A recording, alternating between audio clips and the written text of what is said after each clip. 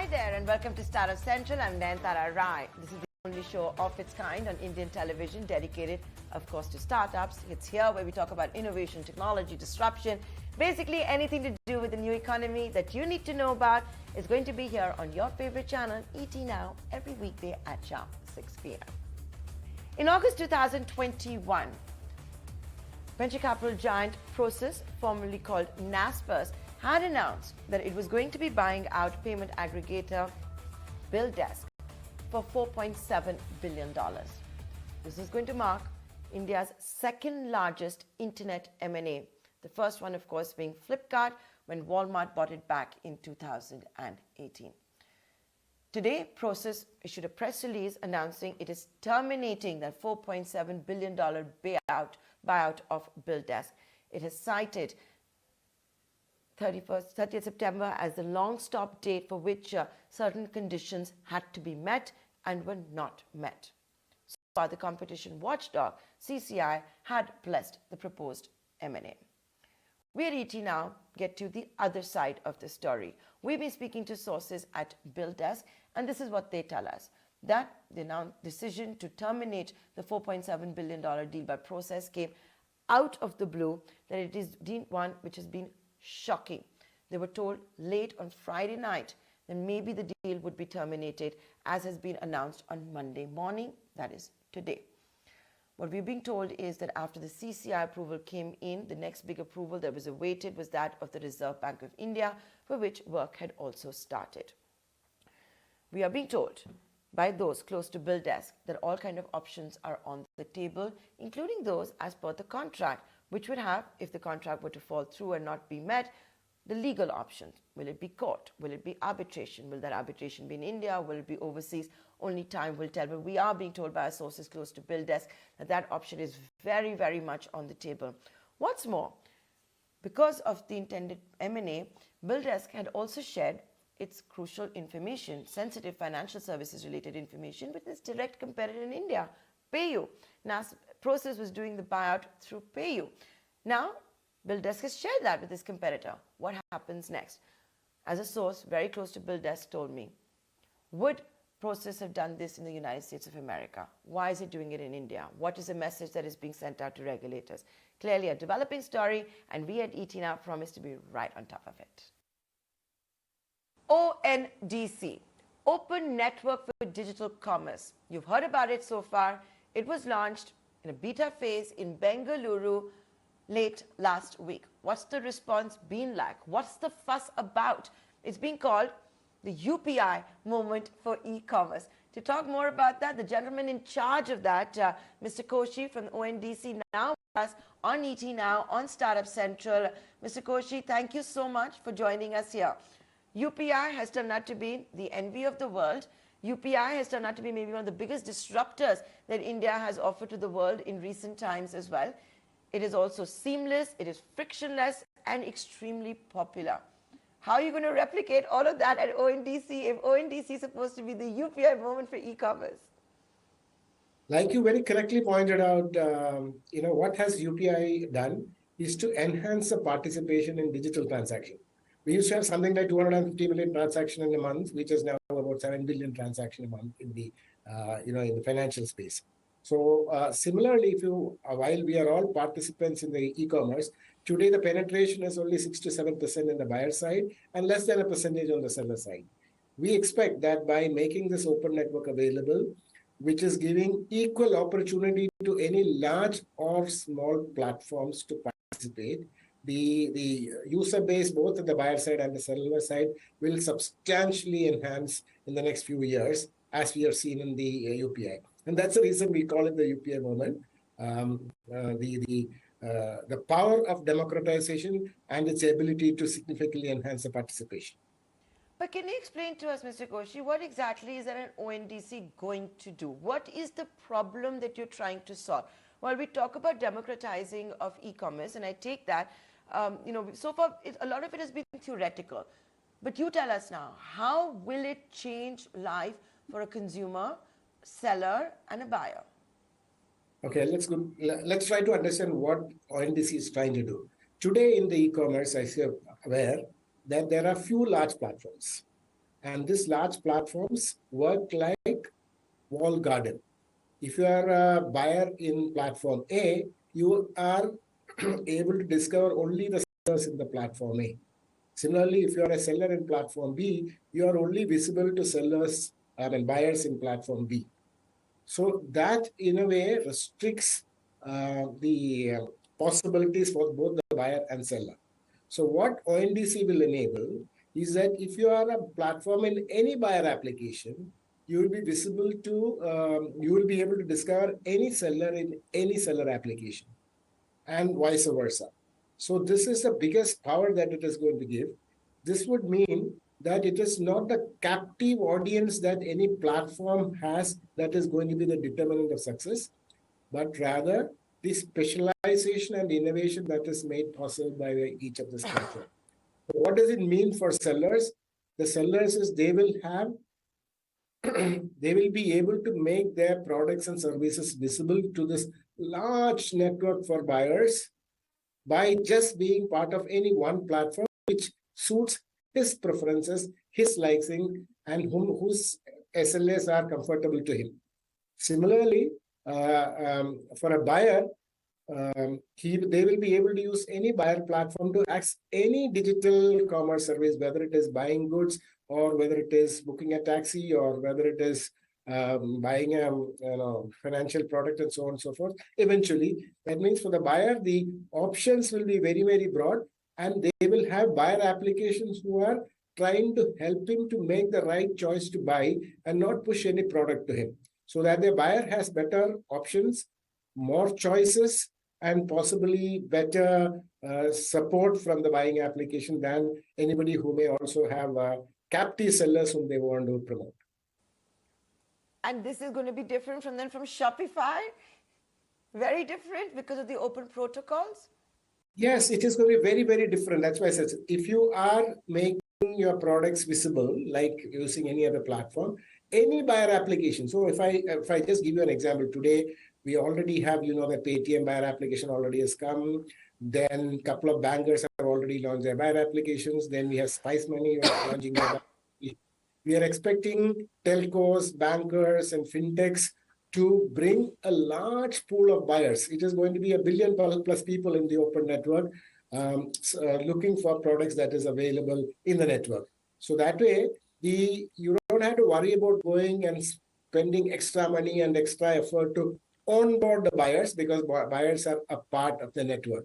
So you as a seller, through your seller platform, have to make sure that your catalogs and products are visible to this large pool of customers. Mr. Koshy, since the beta launch that we've seen in Bengaluru, what we've seen from ONDC is also a public consultation paper, where as many as 24 questions have been raised for public comments, and they go from making ONDC more popular to also solving another big problem, which will be around payments on ONDC. How is this going to evolve? How will we see payments featuring in on ONDC? Oh, sorry, I think, the public consultation paper that has been published is to take feedback from the customers at large on how to build their trust on a network, an open network like this. Is there any concerns that they have? And also sharing with them the whole checks and balance that's already there in place, so that to see whether they would expect anything further. But on the other side, for the commerce to being undertaken, all the elements that is needed is already there. For example, if you are going through a buying platform, and you will definitely be able to make the payment through the banking system and using UPI and so on and so forth, it's already there. As I explained to you, the beta launch that we've started in Bengaluru last week, as well as the limited pilot testing that we started about 2-3 months back, has a complete end-to-end solution with respect to placing an order, making the payment being settled, and delivery being undertaken. So those things are already part of the total solution that has been made available. Fair point. And where will logistics feature in, Mr. Koshy? Because you can't talk about, an open protocol for goods and services. Those goods and services have to be delivered too. Yeah, so very, very true. So let me address this in two fashions. One is that if you look at logistics, it's nothing but another service. There can be a buyer and there is a seller. Okay, so as I explained, the open network enabled for any products or services to be made available in the network. This would mean that logistics also is a service that's already will be made available. As of now, three logistics providers are already integrated, and another three of them are under early stages of integration. I mean, final stages of integration will complete. For example, Loadshare, Dunzo, and Shiprocket are already live, and eCart and Grab and Ecom Express are expected to go live soon. How does it work? See, when you as a buyer go to a buyer application and ask for, let's say, that try to place an order for, let's say, 1 kilo of atta or or get some food, the request will go to the seller, and the seller, if they already have an arrangement with the logistics provider, they will just arrange for their offer with delivery. Otherwise, they will be able to look up for a logistics supplier in the network who will arrange to pick it up from the seller and deliver it to the buyer. As far as the buyer is concerned, he does as his experience is seamless because these interaction with the seller and the logistics provider through program will happen in the backend. So that's all. Like I was explaining earlier, already this has been made a part of this, and the beta test that is going on currently, make sure that all this, buying request that is coming is either delivered directly by the seller itself or through the arrangement they have buying logistics service through the network. So both are equally possible. Since you brought up the beta launch once more, Mr. Koshy, tell us what has been the response so far. I know it's early days, it's a beta launch. What's been the response? See, as you're aware that we launched that only on Friday and it's last couple of days, and it's made available to urban Bangalore. So the whole idea was to actually expose this network to the people at large and see what are the kind of experience they're having, and so what's the kind of feedback they could have, what are the kind of teething trouble there could be there, so that we can fine tune them before we sort of make it available to a broader audience across the country. So it is too early to make any comments. What is being what is encouraging is that the participants, specifically the sellers and the logistics providers, as well as a few buyers who have sort of attempted to enter into transaction, found the whole experience very, very meaningful and very easy, and did not add any confusion. And the sellers are also excited and hopeful that this is giving them a new opportunity to expose themselves to a larger cross section of audience. So what we are planning to do is that in the coming couple of weeks, we will going to have a joint effort between the buyer application, the entities who are running buyer application and seller applications to popularize to a larger set of audience and see and help them to experience how this whole network brings and sort of bring about any improvement that may be needed and sort of make it available in an organized fashion across multiple cities across the country. So, Mr. Koshy, can you share any data, any numbers with us so far? How many buyers, sellers, kind of transactions that have taken place? Like I said, it's a beta launch, still has to be scaled up. The Union Commerce Ministry today also said many more apps are going to be joining the ONDC. Yeah, that's true. As of in the coming week, you'll see a number of applications apps getting joined both on the buyer side and the seller side. As of now, in the last we had only about, we could say about 250 plus transactions that took place, and which has been sort of matched by the buyers and sellers. And and as you said, it was all in the weekend, and in the coming days, we will be having a more conscious effort to make it available to a larger cross section and bring to their attention the availability of such a new network. So we expect that this will sort of pick up slowly, and then as more and more buyer applications do come on stream, and when they start initiating their own outreach and publicity plan, you would see the volumes building up in the coming weeks and months. On the channel in a few weeks then, Mr. Koshy, to give us more updates. This is the head of the ONDC for you, ladies and gentlemen. It has been called the UPI moment for e-commerce. In a couple of weeks, we will do another status check right here on Startup Central. Thank you. So there you go. We just heard from the CEO of ONDC on why ONDC can be the UPI moment for e-commerce. But let's get you more perspective on this. We're going to be talking to buyers and sellers. And today, one such person that we're going to be talking to is Kumar Vembu of GoFrugal. You've seen his brother, Sridhar Vembu, before here on ET Now. It's the first time I'm getting the opportunity to interview Kumar Vembu. Thank you so much for giving us time. We all know how you and your brother are such proud Indians and how your motto is to rise with India, which is also our motto right here on ET Now. You tell us, why is it that GoFrugal and you are personally enthused when it comes to ONDC? Why is it such a big game changer? It's very simple. India is actually a country of traders. And we see, and especially small traders. And when we see large corporates, investing heavily in, and, which is threatening the livelihood of the traders, right? So the e-commerce, laws are there, and, the small sellers are always finding it hard to compete against the, promotions and discounts given by the large marketplaces. So we see ONDC as a democratizing technology. So this network is built on sound principles, and where it can give, an equal chance or more than an equal chance to the small seller to serve his local community.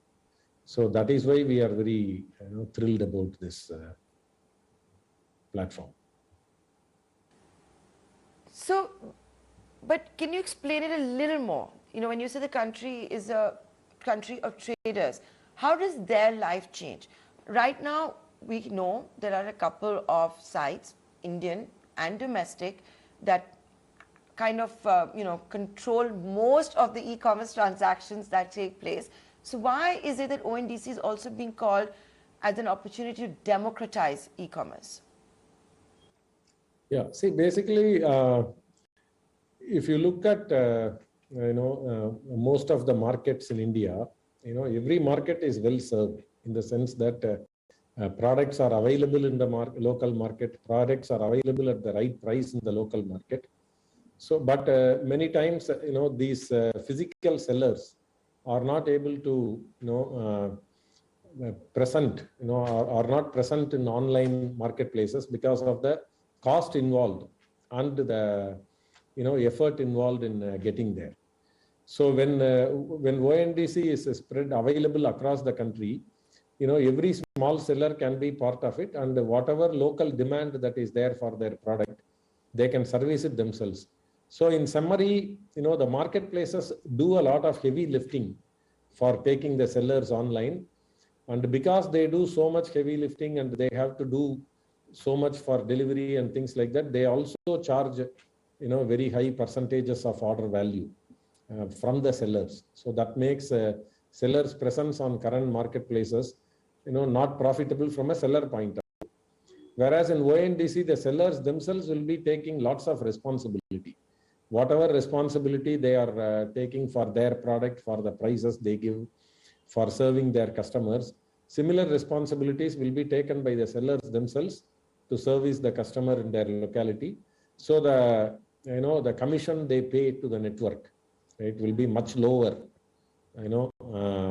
with the ONDC network. So that's why, the sellers will have higher market share from the e-commerce, and the sellers, small sellers will have higher market share in the local trade.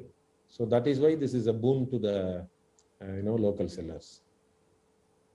But what we've also seen, of course, is a public consultation paper. And I was just talking to Mr. Koshy about this. If ONDC is going to replicate the success of UPI and be spoken of in the same breath, it's going to be far more complicated. It will have to take on giants, whether it is an Amazon or a Flipkart in India. But it'll also have to solve for other problems. Logistics, for example. Yeah, see, I think we have to look at, this model as very different from a marketplace model, in the sense that in the case of marketplace model, Amazon and Flipkart take so much responsibility to the consumer. Whereas in the network model, the transaction is, definitely between the buyer and the seller, and all the technology in between are only enabling that transaction. So in that sense, the seller is going to take a lot more responsibility. So if you view like that, I don't see, Amazon and Flipkart as competition to ONDC, right? This is a totally new model. And in terms of the logistics, right? So today, many of the sellers actually do logistics, they do handle the last mile delivery in their own local market when customers order to them through WhatsApp or through phone call or through, when they request for delivery and things like that. So that means that this is not, managing this logistics is not a, such a complex, problem, right? This is a part of the service that has always been done by these sellers. And with today's technology, and, it is only making it easier for these sellers to do the last mile logistics. So, if we look at the new model, I can only see advantages, these logistics problem and all, if seller, works for his own benefit. So he has been serving customers in this market physically for centuries now. So why wouldn't he not service his customers better, in online also? So that's the way we have to look at this. So when you tell us that don't think of it as a marketplace, if I can ask you to show us, because so far right now, it's in beta mode, it's in Bengaluru so far, it's a little bit on the theoretical side for us. So if we were not to see it like a marketplace, how will consumers find products? How will sellers display products, advertise products, reach their consumers? Yeah, see, the good thing about ONDC is that it is a network which will have a same arm's length relationship with all the sellers. So that means no seller is actually promoting or advertising their product. So the way consumers find the sellers is, the consumers or buyers will have, whatever banking app or whatever payment app or whatever messaging app they are using, over a period of time, they will all be supporting, commerce through ONDC. So they will search for a product in ONDC, and they will be shown the sellers who are selling that product, where the display order is, the seller who is nearest to the customer is displayed first. So now the buyer will have some power to filter and see in locating the sellers, based on various criteria, and then the buyers actually place the order. Right?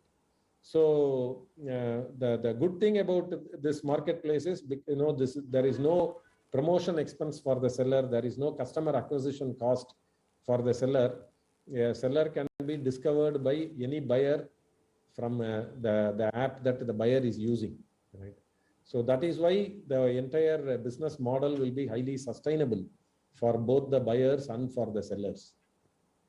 So let me try and put this in a slightly different way and with an example, Kumar Vembu, because sometimes people understand that better. Let's take it theoretically. I'm Nayantara. I'm in New Delhi. I sell Tupperware.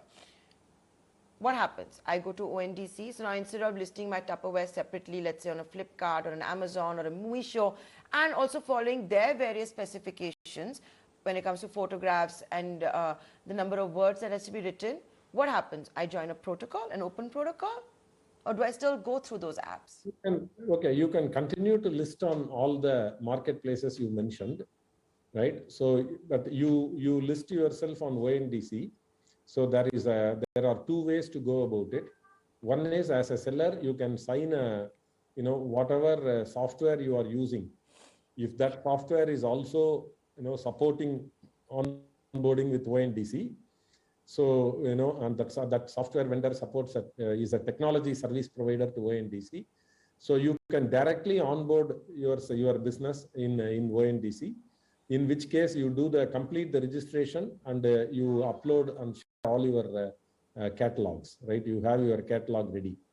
Then, you start basically receiving orders and you start servicing the market.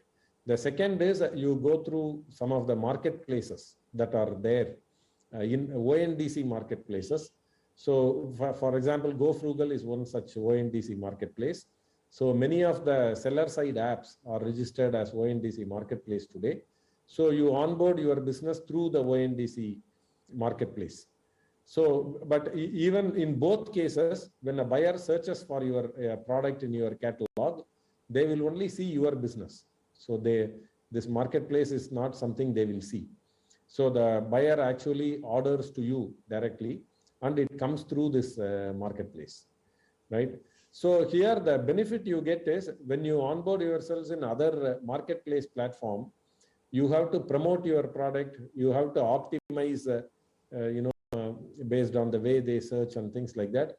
Here, you just categorize the product in your neighborhood.